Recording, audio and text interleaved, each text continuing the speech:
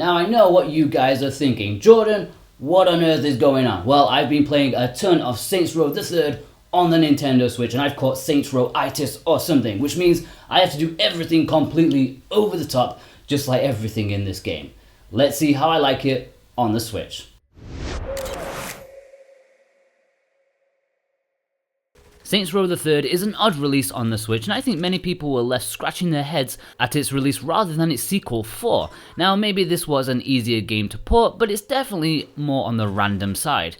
What you can't deny though is that it's filling a welcome gap in the Switch's library. If you want a Grand Theft Auto game on the Switch, this might be a very nice release for you. The story for Saints Row is completely nonsensical as with everything else in the game. In continuation of the second game, you control the leading member of the 3rd Street Saints, who have now merged with a shady corporation to become one of the biggest media empires around. However, during a robbery gone wrong, the Saints find themselves on the back foot from the Syndicate and 3 other major gangs in Steelport. What can they do but call in reinforcements to take this city for themselves? And that's the main plot. You, the boss, and your motley crew of comical gangsters get into all sorts of completely ridiculous situations that even over-the-top action movies dare not attempt. A fair word of warning though, these open-world action games are rarely for a younger audience, but Saints Row especially so. It's one of the most overt examples of not giving a monkeys about what people think, and will pull any offensive stunt that they can think of. Nobody is safe from the humour here.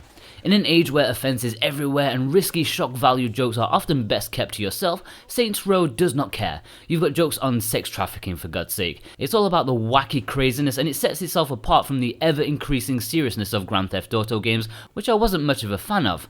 I like the fact that it's just trying to be funny and not care about what you think. It's both juvenile and witty at times, both hit and miss, but you'll be smirking and cringing in equal measure.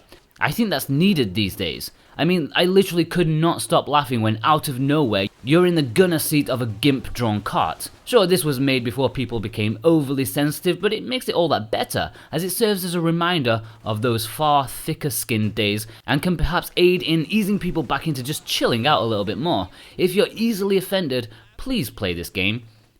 If you've played a 3D GTA game before, then you've pretty much already played Saints Row the Third. You have a large open city at your disposal, where you have various folks offering you missions that will eventually lead you to ruling the city. You'll steal cars, buy guns, and follow the story missions. I love how over the top this game is. It's all or nothing here. The missions are wacky, nonsensical, and have you blowing pretty much anyone and everyone to pieces in your wake.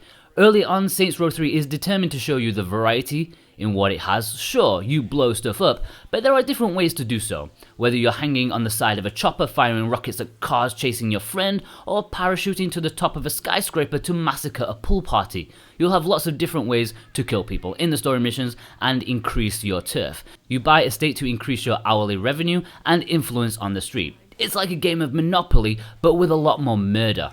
For me, games like these have always been about the toy box meta play. We kind of just forget the real goals of the game and go about doing your own thing, usually involving seeing how long you can survive against the feds in a tank. As the game states, it's your city, your rules. Go have fun, blow stuff up. It's fun to create your own character using the highly customizable creator. You can pretty much be anyone you want to be. You can wear clothes if you want or not, customize your car, build up your garage, even customize how you want your gang to roll, what cars they drive around in and such. Or if you just want to hijack a private jet listening to your favorite tunes, go ahead. It's not the biggest or the best open world game available, but it's still a lot of fun. Now, I know a lot of debate has gone into which Saints Row game is the best. Pretty much everyone agrees that the first game is the worst, a little rough around the edges, and still trying to find its identity, but after that it's wide open for discussion.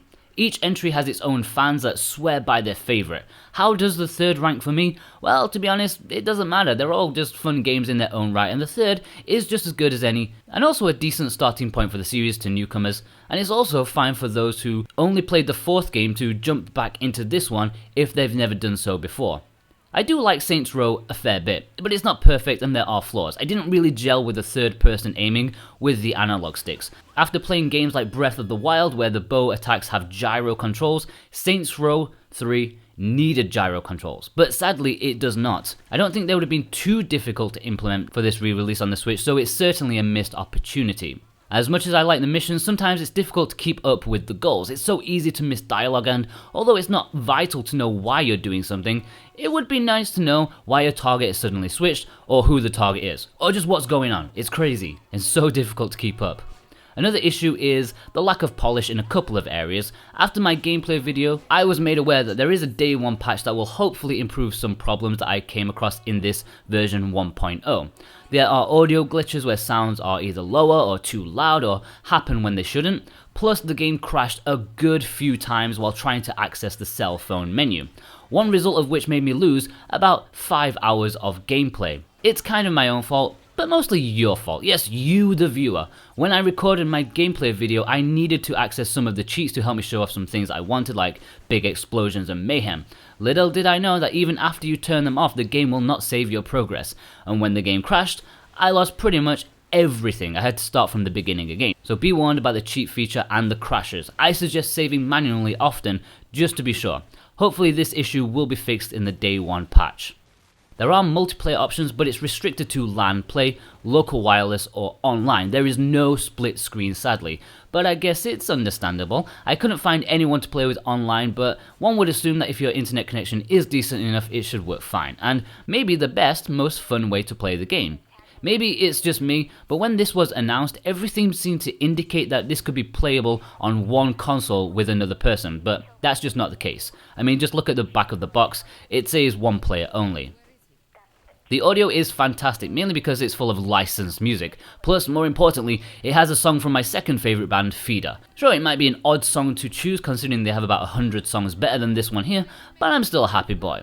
Just like GTA, they have multiple radio stations with different genres to enjoy, and I always appreciate a good mixtape of tracks in games like these. The classical radio station seems a bit of a waste though. Like I said, I noticed a few audio glitches but nothing major, and they are likely to be fixed in time for release.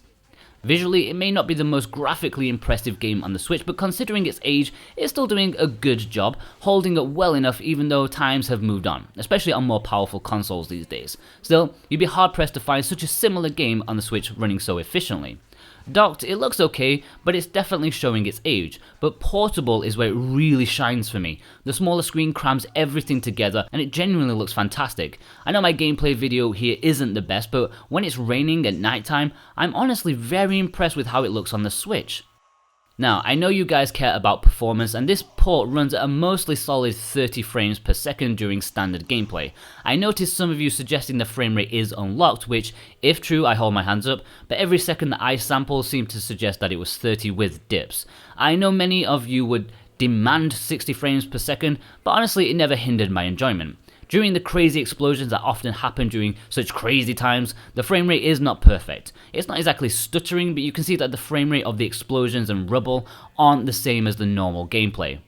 Pop-in is often a big problem on the Switch. The system often finds it difficult to handle distant objects, and it does suffer a little here, especially if you're flying high in the sky. Textures or models don't always load as well as you'd like in a timely manner, so distances can be a little on the ugly side. So while not performing exactly perfectly, it's decent enough, although maybe not what you were expecting for such an old game. For me it was fine, but others may not appreciate the effort here. Regarding the day 1 patch, if there are any major differences between this 1.0 version and the next version, I promise I will make an update video to show you what's gone on. If it's pretty much the same thing, then I won't. So make sure you're subscribed to keep up with that. Also, I'll probably post something on Twitter about it if it's just a minor thing not worth making a whole video over. Follow me at SoWhatAboutGame. On the eShop, Saints Row the Third is priced at $39.99 in the US, £34.99 in the UK, and if you live in Europe you'll need to pay €39.99, but there is a 10% pre-order discount to think about. Personally, I think it's on the expensive side for a digital release. Not a whole lot has changed since it was originally released. It's essentially a port of the original game from like 8 years ago or something. If it was around £20 or £25, I would have been more open to it, and I think maybe wait for a sale if you're still not sure about it. You could go physically if you want to, treat yourself to having the game on the cartridge. I do believe that in certain places it's retailing for cheaper than the digital price, so that might be a better option, plus it has some resale value. Although again, if you want to pick this up on consoles, you're probably looking at paying the price of a cup of coffee, so it's a lot to think about. All of the content comes on the game cartridge, which you would expect. All 3 DLC mission packs as well as cosmetic stuff. It's all available right from the beginning, no download necessary. If you want to pick this up, then consider the links that I'll pop in the description and pinned comment as to places you can find it. Affiliate links, so we'll get a small cut at no extra cost to you guys. It also helps us out massively. We buy a lot of the bigger games so we can get them earlier, since these days bigger publishers are opting to provide review codes on the day of release rather than in advance, which is no good for you guys, so every little helps to keep us going. Before we get into my final thoughts, don't forget to hit that subscribe button if you're new here and appreciated this review of Saints Row 3 so far. If you're not new and you're a regular, then continue to show your support with a thumbs up and a comment telling us what a fantastic job we're doing.